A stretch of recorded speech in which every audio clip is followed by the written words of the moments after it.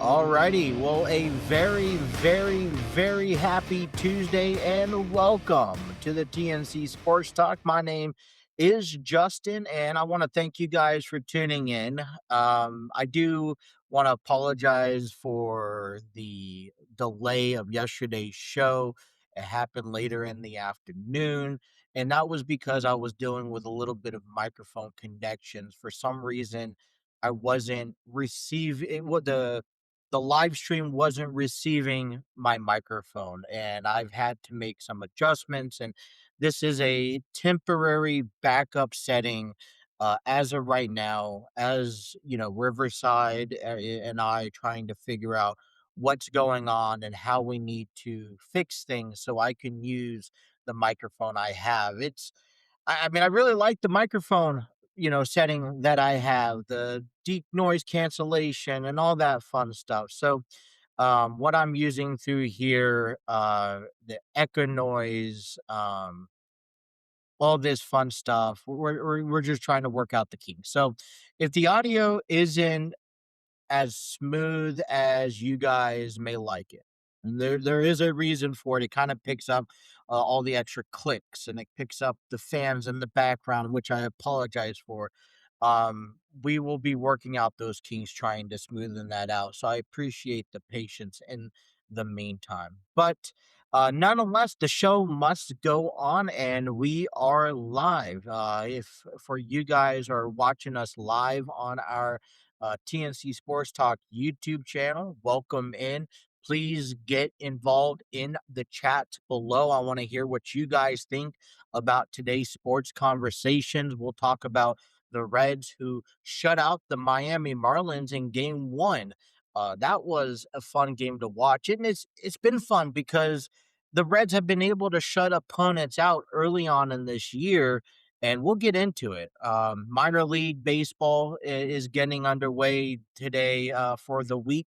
We'll get you in some conversation about that. I have been uh, away from football conversations. I would like to talk a little bit about some football talk as we head into the NFL draft in just a few weeks. But to kick things off, we'll talk about Raw. The road to WrestleMania continues. We will review what took place last night, as well as the WrestleMania match card that we have in store. So, a lot to talk about, but I do want for those who are watching us on our TNC Sports Talk YouTube page or channel, I do want to apologize. The schedule has been, I was really hopeful for yesterday. And when the microphone didn't turn out the way it did, and I had to postpone my show a few hours back, it threw everything off. Um, so entertain me venting just for about a minute, minute and a half, okay, about this. But I the original plan was to get yesterday's ball game played and uploaded yesterday.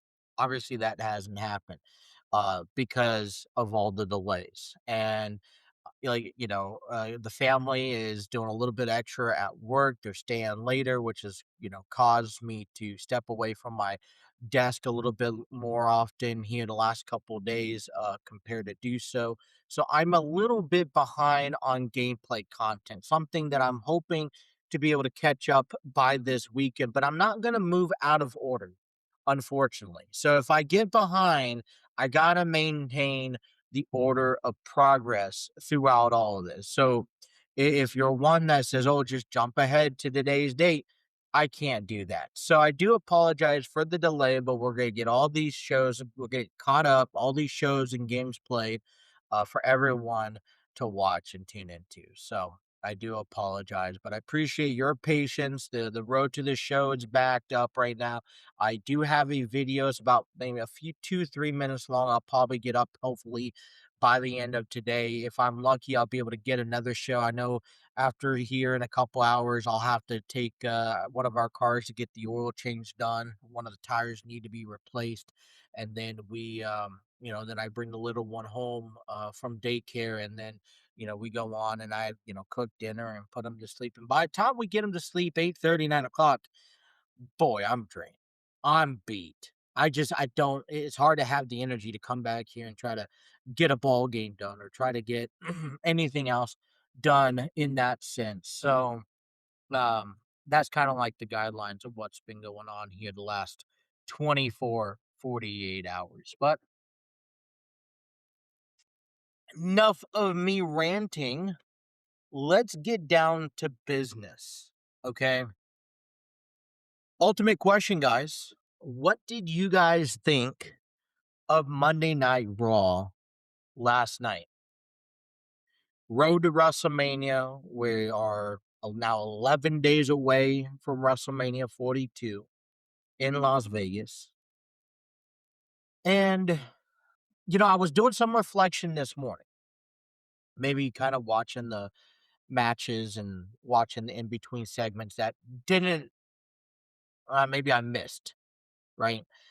Um, my initial thoughts on WrestleMania 42 has to be that I think this Raw has hit its peak purposefully for what WrestleMania 42 has to bring. We sat here and said that SmackDown just wasn't a good show last Friday. And it's important that these shows bounce off of each other to continue to build the momentum heading into WrestleMania. Because the matches that are coming out of SmackDown are just as important and need to be promoted to the level of match type that comes out of Raw. And so when you watch Raw last night, you have to argue with yourself and say, it hit a peak. It hit the top of the chaos pyramid, which gets your adrenaline rushed onto, oh, well, WrestleMania is here. We need to dial in. It's time to get focused. If you've been living under a rock in the WWE over these past 2 to 3 months, now is the time to get dialed in. We have some really big match cards, and the way that these feuds have been unraveling has indicated that this is a WrestleMania that maybe 2 months ago, I would argue it's not going to live up to its hype, not going to live up to its expectation. But I think I'm finally getting to the point where it's going to live up to its hype. And last night on Raw got my blood pumping for WrestleMania 42. It tells me that next Saturday and next Sunday, I'm sitting my happy ass on my couch and watching the WrestleMania 42 on ESPN Plus on my big 72, 77, whatever big screen, flat screen TV I have in my living room. That family and friends, they could come over, they could join me, but there is nothing that is pulling me away from WrestleMania 42. So I really enjoyed Monday Night Raw. One thing that I was ultimately a bit kind of reluctant to accept. I wasn't big about watching SmackDown come over to Raw. I wasn't big about Randy Orton taking the phone call on Raw or Cody Rhodes and Stephanie McMahon cutting a promo, having an interaction on Raw. I'm not even big about storylines like Rhea Ripley and Jade Cargill having their segments on Raw because I feel like it takes away from tuning into SmackDown on Friday night and anticipating the build from SmackDown's perspective. But let's face it, right now, all the attention is on Monday Night Raw. I'm pretty sure you could pull back, you know, stats about attendance and viewerships, and it clearly indicates that Raw is a flagship show. Raw is the motherlode for where everyone's going to get all their information on. So instead of sending Raw talent to SmackDown, you send SmackDown to Raw because you want people to give them a reason to tune in to SmackDown that week. And so last week we saw Cody and Stephanie have a interaction in the ring. And then it comes to the reveal that in St. Louis, Randy Orton's going to reveal who was on that phone call with him a couple weeks back. Well, that sold me from Raw all week long. Then I need to tune in to SmackDown. This week on Raw, and this is what's been going on SmackDown the last couple weeks, but Jade Cargill and this faction that she has formed has been just having the upper edge and the number on Rhea Ripley and Io Sky. And I feel like that peak of its climax, that peak of its feud has reached its limit, and it happened on Raw. Now, would it have been better to happen on SmackDown? Now, this is something I'd personally recommend to see because this is a feud for SmackDown, right? Jade Cargill is the champion on SmackDown. Rhea Ripley has earned herself a title match on SmackDown. But going back to trying to build up the hype, and like I said, I don't know what the stats hold. I'm only assuming that statistically, SmackDown doesn't have the greatest views. So what do? You bring some of it over to Raw. But let's get down into what was your favorite parts from Raw and the climate that it has changed. If you let me know down in the comments, I'll be able to share with you, whether it's today, whether it's tomorrow. For those who are listening, head over to one of our social media pages. This episode is on YouTube, it's on Facebook, and we really have these conversations. And so I'm going to list them from least to greatest in my area, from the low value to the epic center of what took place on Raw last night. I want to start things off with that. There was another match that was announced for Monday Night Raw. And, we're here, um, on the verge. I think we have a handful set of matches. I don't know if we're completely done yet, but the idea is that there are talent that has yet to be filled on this match card. And here's the separation. You have your main guys that are going to have individual feuds.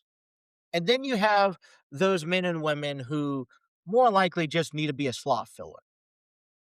Okay. You talk about 14, 16, 18 matches, whatever it's going to be um, entertaining enough. Now, I feel like if you overstack this lineup, that it becomes very draining very quickly.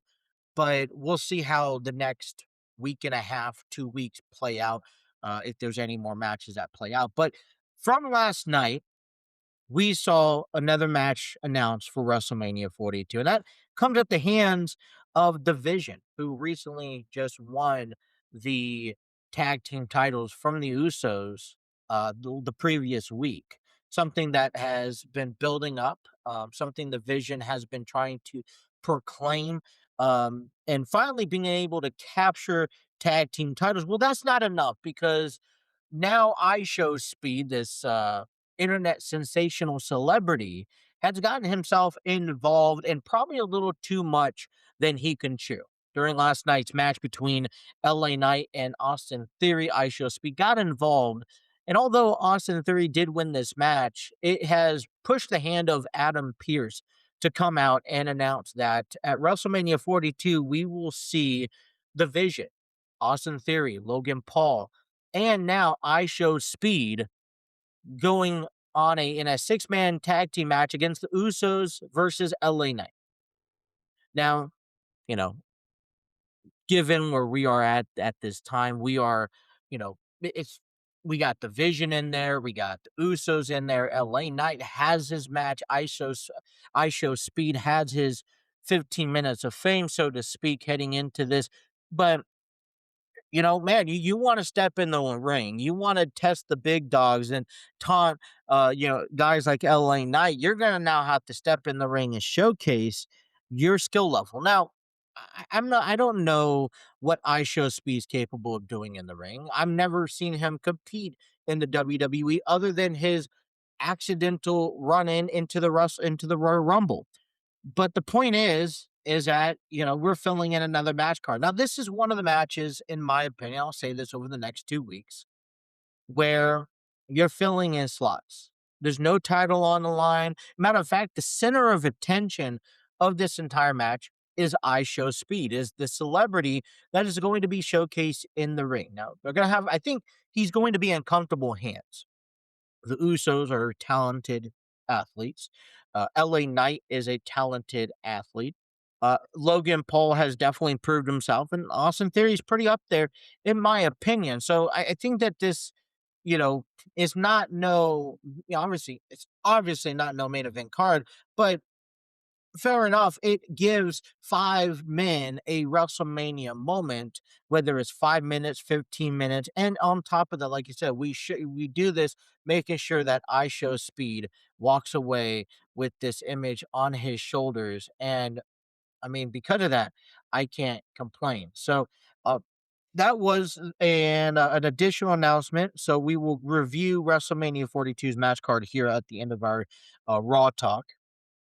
Okay. Um, you know, not Roman Reigns, Gunther, excuse me, and Paul Heyman and Seth Rollins, all part of um, this feud. Okay. Seth Rollins was, how do I best put this? Seth Rollins has been medically cleared for WrestleMania 42. He's been taunting and attacking week in and week out with Paul Heyman. Gunther responds. It kind of comes to Paul Heyman's aid. Last night, referees had to get involved as Seth Rollins and Gunther got into a confrontation inside the ring. And Paul Heyman is trying to play this appreciation advocate to Gunther. But in reality, Gunther, okay, Gunther is the one who has turned the tables back around on Paul Heyman. And it seems like we're opening the can of worms that Paul Heyman's got himself in trouble last year. And that was the whole concept of doing someone favors, right? Remember the very first favor that Paul Heyman, quote unquote, had to do that was to be in the corner of CM Punk, and that ultimately backfired to him last year's WrestleMania when he had to go out and defeat, and he turned his back on Punk, Roman Reigns, to be at the side of Seth Rollins. Now, let's not get me wrong. I think that Paul Heyman is a visionary. I think Paul Heyman is a credible personnel that can sit here, okay, and create, develop, and showcase talent. And I think that Paul Heyman, okay, and I may be mistaken, but I think that Paul Heyman has his hands tapped into a lot of the matches at WrestleMania card. Because you can't tell me that he's not a part of or anything to do with what's going on with the Usos and LA Knight. You can't tell me he doesn't have his part of being played behind the scenes with Oba Femi and Brock Lesnar. And now he has his on roll screen played with Gunther and Seth Rollins. But Gunther has made it abundantly clear to Paul Heyman that you owe me, that I'm not doing this for you, but you do owe me in a huge way.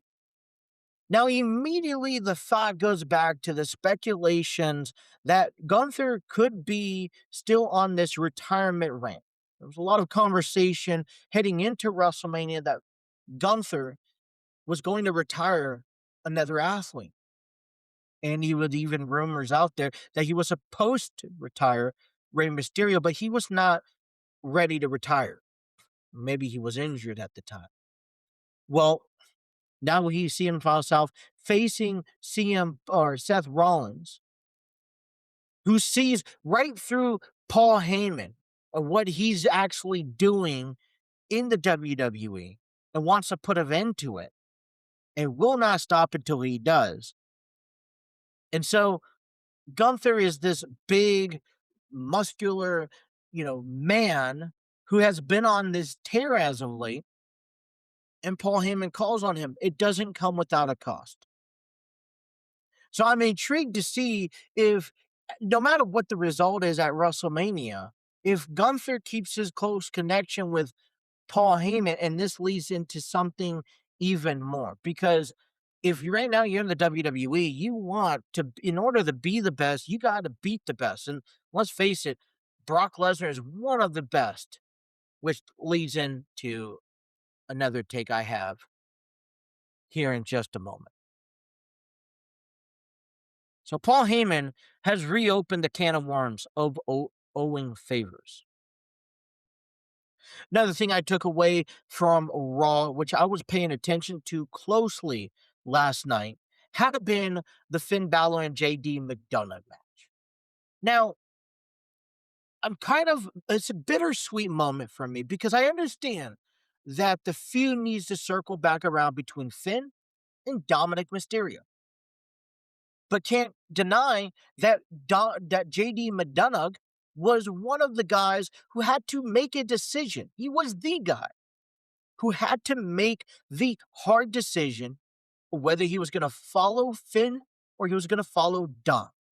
And he chose the Judgment Day, which I don't know if this is the right decision, but as of right now, that is the decision he's going to have to lay to rest. Now, Finn looks to pay some, you know, to give some receipts to JD and McDonough, but due to the Judgment Day shenanigans, they never got around to it. As a matter of fact, Dominic was able to capitalize and jump ahead, laying out Finn Balor yet again. But it doesn't come without a cost. Because in a promo later that last night on Raw, Finn Balor warns Dominic Mysterio and basically says, you are going to, you are forcing me to bring out a side of me, a personality that I have put away, I thought for good, years ago. And we're going to have to see it heading into WrestleMania. Now, obviously, that references right back around to the demon personality character with his face paint and all that stuff, fun stuff, which I think fans for the longest time have wanted to see Finn Balor to bring back. As a matter of fact, there was a time last year or even the year before that, where we have talked and we were hoping, praying, pleading that this was something that Finn Balor would have brought out, especially in the feud that he had with Damian Priest. Remember that?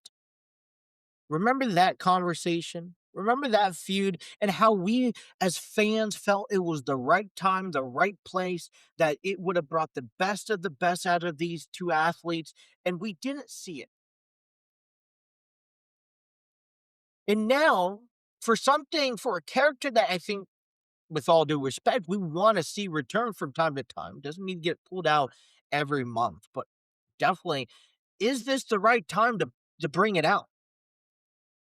Or are fans a little bit salty from seeing? I think, in my opinion, because for me, I'll put the saltiness over my shoulder because I'm eager to see it. And what better way? Because when you talk about a guy like Dominic Mysterio, you're talking about somebody who everyone is just, they're annoyed. They grudge their teeth. They gnaw at their teeth every time they just even think about Dominic Mysterio. And he's gotten away. The Judgment Day has gotten away time and time again. So you would hope, heading into WrestleMania 42, that the demon, Finn Balor, comes out and kind of puts Dominic in his place. Sense of reality and the sense of humility heading into WrestleMania 42.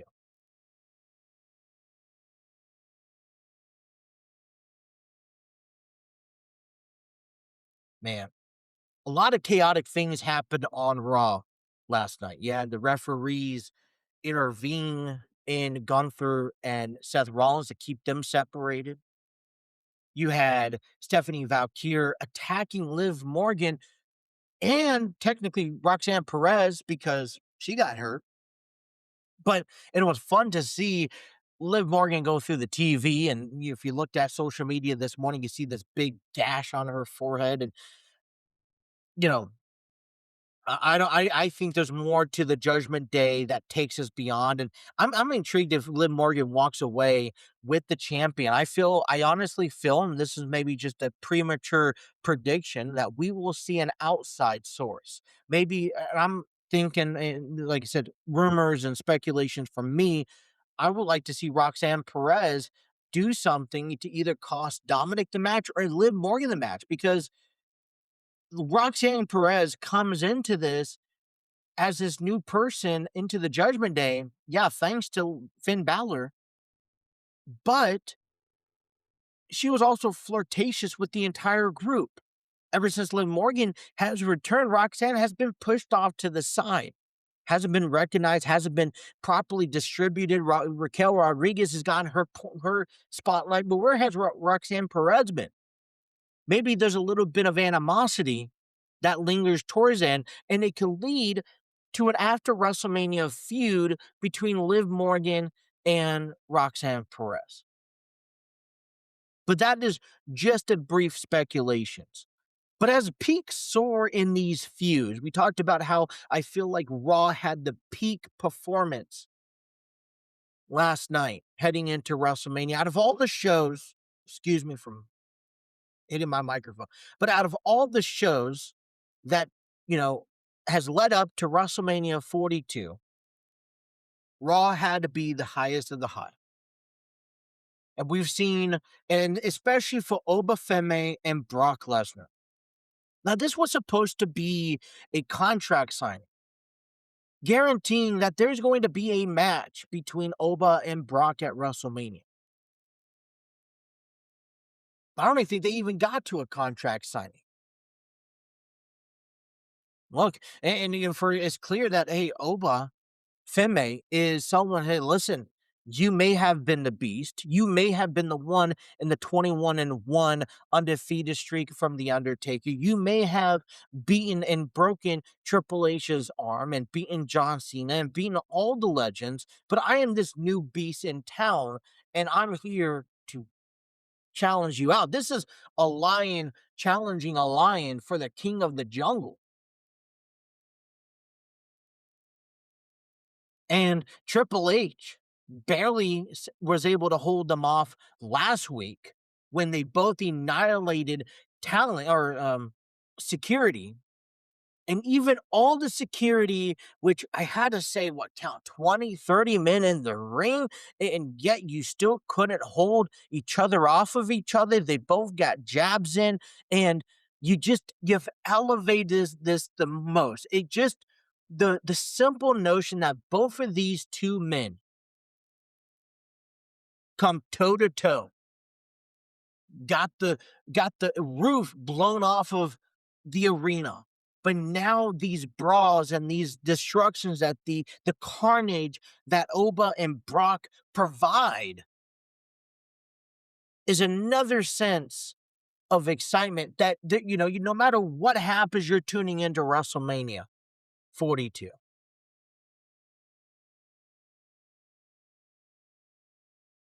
It gets you excited to know. What I love so much about this is that Brock Lesnar looks like he's having fun. Brock Lesnar is taking bumps. He's showing that he's not this dominant and power beast that no one, not even Oba, that can come up to him.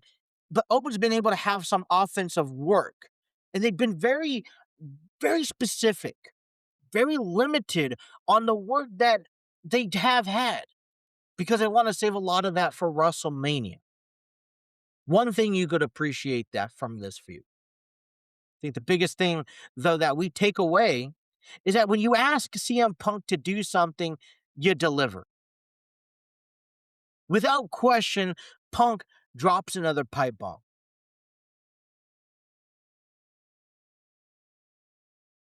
And a matter of fact, let me just go off of this article here. So I'm not having to reluctantly try to mistakenly repeat everything.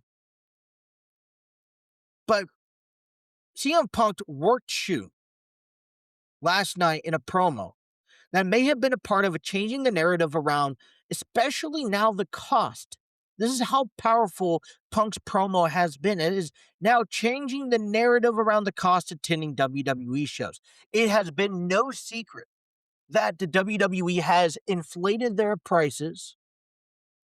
And I'm not going to sit here and say that they're wrong for doing so. I think that as inflation goes up, you got to ask yourself, well, you have less shows, which means you have um you have to inflate your prices, inflate your tickets and all this fun stuff. And it has come to the point where I think even WrestleMania 42 is a little bit more expensive than expected. And they got to make their ends meet. Now, whether this is a WWE decision or a TKO decision, I'm not too sure of, but apparently it has gone noticed. And whenever you have someone who, listen, I remember back, it's the famous story of when DX was going out there week in and week out, and they were just throwing everything under the sun on the, what was it, USA Network not liking it. So they even wrote to Vince McMahon all the things that you're not allowed to stay, and DX used that in the first hour, and they never heard from them again.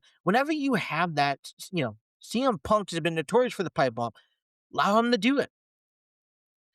But here's an article on KSizeSeats.com written by Sean Reuter this morning regarding the CM Punk quote unquote pipe bomb. Okay.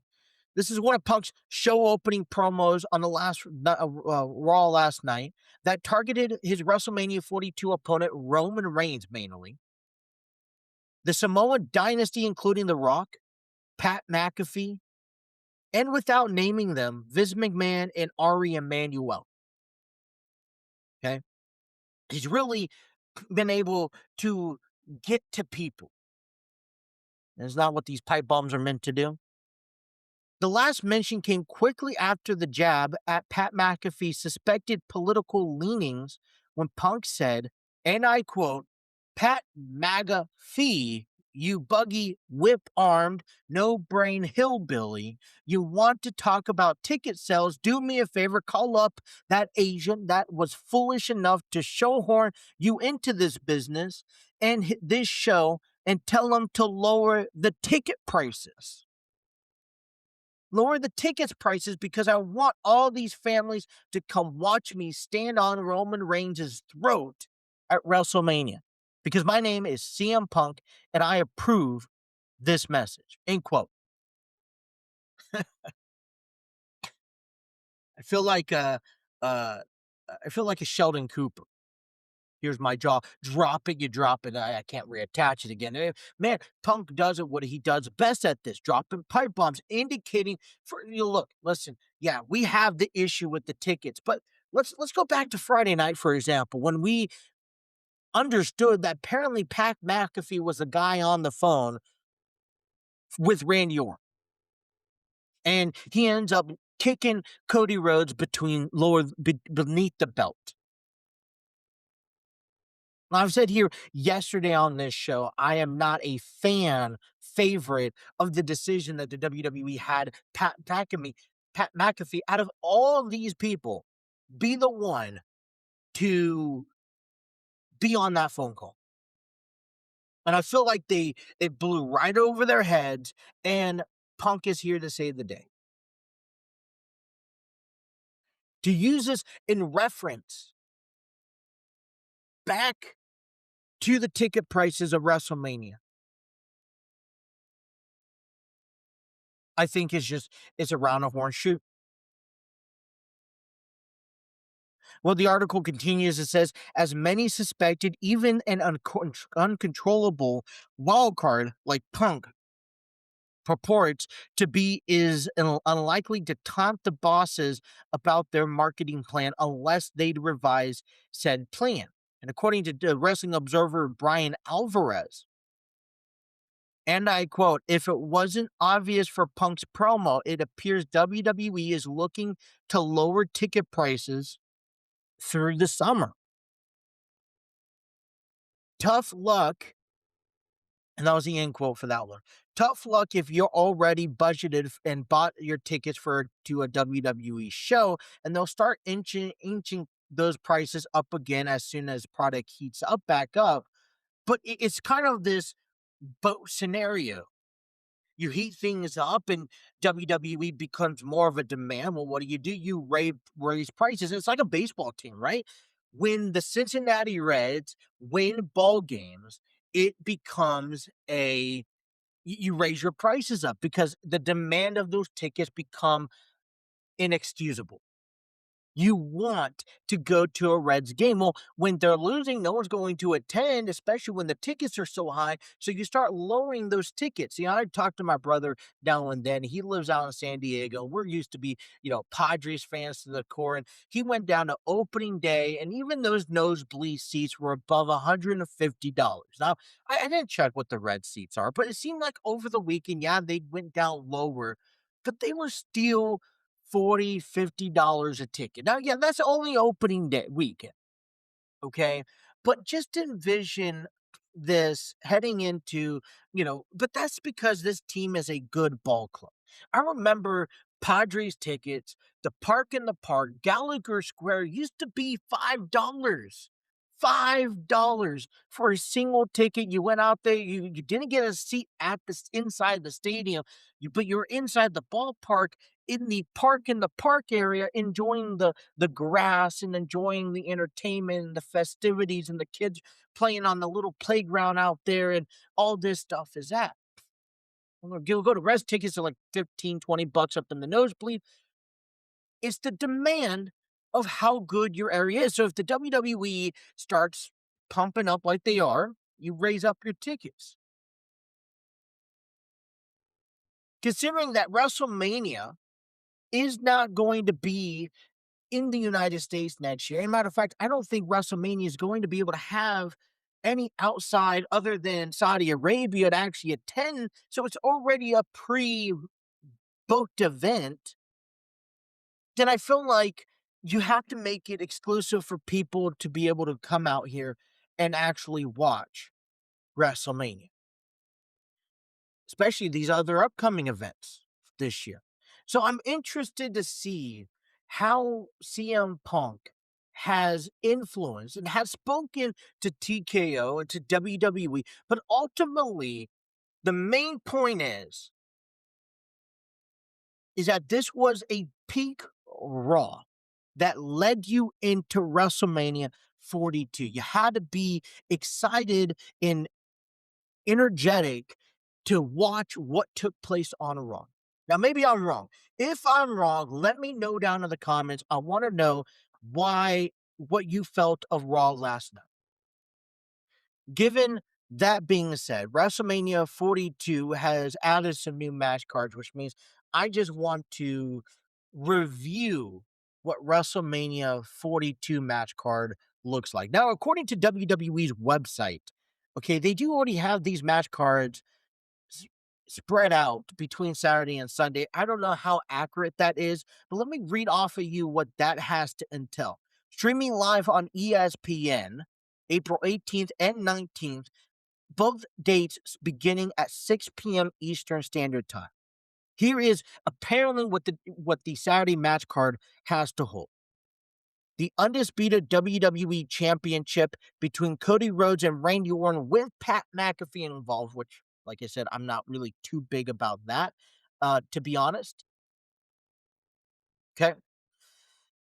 Then you have the Women's World Championship, Stephanie McMahon versus Liv Morgan, Seth Rollins versus Gunther, the Women's Intercontinental Championship match, AJ Lee versus Becky Lynch, the WWE Women's Tag Team Championship match in a fatal four-way, Nia Jax and Lash Legend, taking on Charlotte Flair and Alexa Bliss, taking on Bayley and Lyra Valkyria, and taking on the Bella Twins. There are two matches in the first hour, which will be available on ESPN2. Okay. Kind of like your selling matches. You'll see the unsanctioned match between Jacob Fatu and Drew McIntyre. And now the newly match announced between Logan Paul, Austin Theory, and the iShow Speed taking on the Usos and LA Knight. Apparently, that is what the match card is set for Saturday. So you have a total of two, three, four, five, six, 7 matches for Saturday. 6 matches for Sunday. I'll give him. We could be adding an extra match to this match card. We'll see. We'll have to find out. But on Sunday, we'll see CM Punk versus Roman Reigns for the World Heavyweight Championship, the WWE Women's Championship, Jade Cargill versus Rhea Ripley, the Demon, Finn Balor, taking on Dominic Mysterio, the United States Championship match between Sami Zayn and Trick Williams, and then the 2 matches that will feature on ESPN in hour number 1, you'll see Obafemi versus Brock Lesnar, and then the Intercontinental Championship match, which is a ladder match between Penta, Javon Evans, Dragon Lee, JD McDonough, Rusev, 2, 3, 4, 5, who was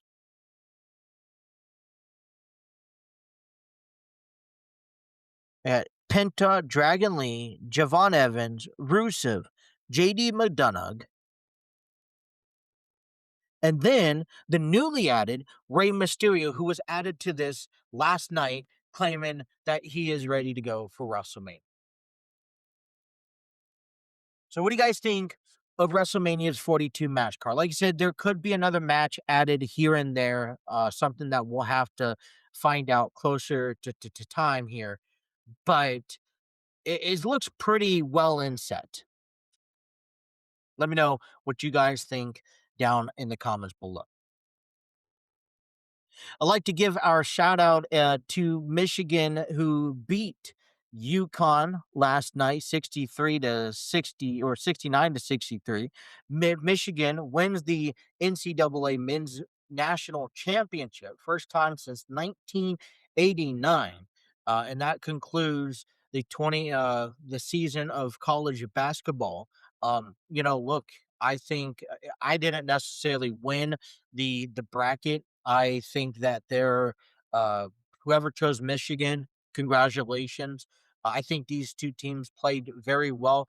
What I've always taken out of college basketball, especially during the March Madness tournament, is that it's anybody's game. Yeah, you have your favorites. You have those who are already beyond prepared to go the distance, and over the years, you see teams like Gonzaga and UConn and Arizona. It's fun to be a part of, and it's unpredictable at times. I was talking to my oldest daughter, and she kind of played along at school. On one hand, if one team won, I don't remember what team, but one team won, her team, her little small group, got slushies for the day, and I thought that was cool. But if the other team won, that meant that the entire class got pizza for that day. So like that was part of the little, fun little school thing that they had for March Madness. And so we're talking about it the over the weekend. It was like it's a win-win situation for her, because either she was going to get slushies or she was going to get a pizza party. And I'm like, well, hey, if you get a pizza party, I'll go buy you a slushie from Speedway, and you could just win. It's a win-win scenario. That's just down the street there. So it was a fun time. I think March Madness is a fun time. Every year I have been found myself enjoying it more and more and more. All right, let's talk some football here as we move along in our program today. It was actually reported that quarterback Lamar Jackson has reported to the Ravens offensive voluntary workout. Now, this is a voluntary workout, but the Ravens have dealt with some changes, especially in the coaching personnel this offseason. And it was important that I think the Ravens, within their coaching staff, the front office, and now the players on the field, and it leads by Lamar Jackson, that we all show that Baltimore is interested. Hey, we are going to make our ways, go on and wanting to win a championship. And by doing that is making simple decisions and making simple efforts by simply attending to voluntary workouts. Lamar Jackson is supposed to lead this team. And how do you do that? It's by showing up, okay, by being a part of building the chemistry with the players you have and the coaches you have, getting on the same page. Start now while we're only on February 7th, because, July is going to be right around the corner. The season will start. And, what efforts are you making saying, all right, we got the new head coach in, and now it's like, hey, let's take us seriously. So, just kind of some positive news. And I know it's not lingering around the Cincinnati Bengals. We'll find our own news heading into it, but I think it's good signs for Baltimore that they have their star quarterback as captain of this team, leading the reign by even attending to these simple things that aren't mandatory by players like him. Other things around the NFL, we have the Raiders signing quarterback Kirk Cousins to ahead of the NFL draft. Now, I thought this was an interesting story. Okay. And I really want to get to, if I could find the article, I may have to leave this one out and jump into it tomorrow. But I wanted to do some comparisons between the top two quarterbacks that's available heading into this draft. Okay. Now, I'm not saying it's not guaranteed that um that the Raiders are going to get Fernando Mendoza, although they have the number one pick. You know, but it seems like they're trying to fund, they're trying to hope to find a veteran quarterback, a well polished quarterback that's been both at the starting position and down in the secondary role, that has also had some success. He's been with Washington, Atlanta, Minnesota, and that he can mentor Fernando Mendoza, maybe start the season off as a starter, working his way in. And so the Raiders have gone out there and picked up a quarterback where they feel that, that can carry his weight. Kirk Cousins, is 37 years old. He spent 13 years in the league. He has, he's only played 174 games. He's averaging about 66%. He averages about 7.5 yards per pass with 289 touchdowns, 131 yards. I mean, he's a decorated veteran. And, he's someone, in my opinion, when you think of these backup quarterbacks that could be potential starters, but you would want to back up on your team, he fits in the role like a Joe Flacco, for an example. I think Kirk Cousins is someone that you want on your team to, build chemistry with these young guys, to kind of show them the ropes, show them what it is for a starting quarterback. He could hold his own weight from time to time. He's not going to give you nothing spectacular. You don't look to be this big lifesaver heading into this season that's going to take you to the Super Bowl, but he's going to be this garden of Eden, so to speak, for Mendoza that can help train him. And I think Kirk Cousins is a right candidate for that. So we'll have to get into the comparisons here next week because I can't find that article. Heading into baseball, before we get into the Reds game back on last night, the Dodgers and the Toronto Blue Jays met up in Toronto. This is a World Series rematch, and the Dodgers won the World Series. And Toronto has a little gripe on their shoulders, but it seems like injuries just continue to prevail. Dodgers showed no mercy last night. They beat the Blue Jays 14-2. Teoscar Hernandez, Freddie Freeman, Shohei Ohtani, and even um, Dalton Rushing, who had 2 home runs in the game, all had home runs, 5 home runs in Los Angeles victory last night. They go back at it again today and tomorrow, hoping that things will be a little bit different. If you're Toronto, you're a little bit salty from what happened back at during the World Series. It was in at the Rogers Center in Toronto. You want to have maybe a different perspective heading into this series. Hopes that, hey, fool me once, shame on you.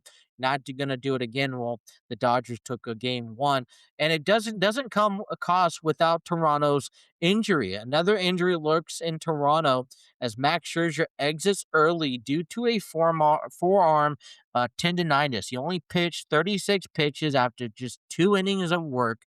And that's kind of a scary note. I think last week we talked about injuries that just started piling up for the Blue Jays. And I don't even think that the Blue Jays had expected or anticipated so many injuries to be um, shown or foreshadow this early on in the season, and you can tell it has affected them tremendously. So hopefully they could turn things around.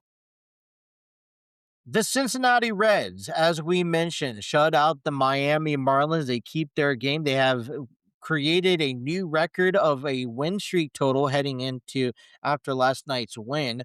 Now up to 4 games in a row. It's their longest winning streak of the season. They hope to continue that here again tonight. We'll get into that statistics here in a moment. But Brandon Williamson pitched 6 and 2/3 of an inning, only giving up 3 hits, allowed 1 walk, striking out 4 batters. Emilio Pagan picked up his 4th save of the season. Tyler Stevenson had a home run. He went 1 for 3 in the game. This is a fun, exciting time for the Reds. We talk about these simple wins, Miami being one of them. I think Lone Depot Park. Love watching the fish tank back there, the all that fun stuff. So it's it's that stretch, right? We're halfway through that stretch. We don't look gassed. We look like we're still well put together, and that's what we want to look into. And that's to be able to shut out these teams. Another close game, 2 runs. We didn't allow them to score in a run. Um, which is great. I know we're not going to be able to win all of them, but being able to capitalize on moments like this where we expect to win the games that we're supposed to be winning. Miami is one of those teams where I think we expect to play better baseball than the opponent. And then also keeping these close games, it builds confidence and also builds charisma throughout the season. So when we go up against the Yankees and the Dodgers and the Padres, and the games are a little bit more crucial, knowing that despite injuries and despite what's going on with Hunter Green and Nick Lodolo and Caleb Ferguson, we have a good intel of what we have right now on that squad. So a good win for the Reds here yesterday. Taking a look at the NL Central and what's taken place last night as the Cubs dropped game one against the Tampa Bay Rays 6-4. The Padres shut out the Pirates 5-0. Nationals beat the Cardinals 9-6. Then the Brewers beat up on those Red Sox 8-6. The final score. You know, Brewers capital, took on one, in a win. Pirates got shut out. Reds are currently in that uh solo first place from my understanding, which is great. I know way too early. Let's not talk about that. But this is game one. Now, the rest of these teams will be back at it again tonight. The Padres, who are 5-5, will go up against the 6-4 Pirates at 6:40. Also at 6:40, you will see the Rays at 5-5 go up against the Cubs, who are 4-6. St. Louis and Washington. Cardinals come in 5-5. Nationals with the 4-6 record. They're at 6:45. And then at 6:45, the 8-2 Milwaukee Brewers and taking on the 2-8 Boston Red Sox. So, we're sitting in second place and we're battling through, and that's what I want to see throughout the course of the year. We're not going to win them all, but series and games like this, we should easily win. The Cincinnati Reds will take on the Marlins tonight. First pitch at 6:30. You can watch the game on Reds TV or listen to it on WLW 700. The Reds enter this game with a 7-3 record, and they will send out left-handed pitcher Andrew Abbott to the mound. He's 0-1 with a 3.9 ERA and 9 strikeouts recorded this season. His last outing was back on Wednesday against the Pirates, so he pitched 5 2/3 of an inning, 5 hits. He allowed 3 walks and 5 strikeouts. He goes up against one of the better pitchers of Miami and right-handed pitcher Sandy Alcantara. He's 2-0 with a no ERA and 12 strikeouts. His last outing was last Wednesday against the Chicago White Sox. He pitched 9 innings, giving up 3 hits and 7 strikeouts. His first start of the season was back on March 27th against the Rockies. He pitched 7 innings, 4 hits, 1 run, 2 walks, and 5 strikeouts. What this indicates to me is that Miami is comfortable with Sandy Alcantara. He's pitched 6, 7, 8 innings, 9 innings, right? He can complete ball games, and he is a very notorious pitcher. Regardless if you could get to him, you're going to have to get runs on the board to get him removed early on, right? So it is important that the Reds capitalize on his work because he's not going to hold nothing back, right? And we don't expect nothing to be held back in this scenario. Okay. All right, let's take a look at what's going on down on the farm. It's Tuesday Showdown. Every team here begins a 6-game series against their opponent. In AAA, the Louisville Bats are taking on the Indianapolis Indians, their first road trip of the season, as the Bats enter in with a 4-5 record, just getting demolished by the Iowa Cubs as they take on the 2-7 Indians. First pitch at 6:05 at Victory Field in Indianapolis, Indiana. Chase Petty would be on the mound for the Bats. He is 0-1 with a 9.95 ERA. His last outing was on Wednesday against Iowa. He pitched 1 2/3 of an inning, not so great, giving up 5 hits on 7 runs. His first outing was on March 27th, where he gave up 4 2/3 of an inning, giving up 4 hits and 0 runs. The Indianapolis Indians are the Pittsburgh Pirates AAA affiliation. Down in AA, the Chattanooga Lookouts look to take on the Birmingham Barons on the road. First pitch 8 p.m. at the Regions Field. The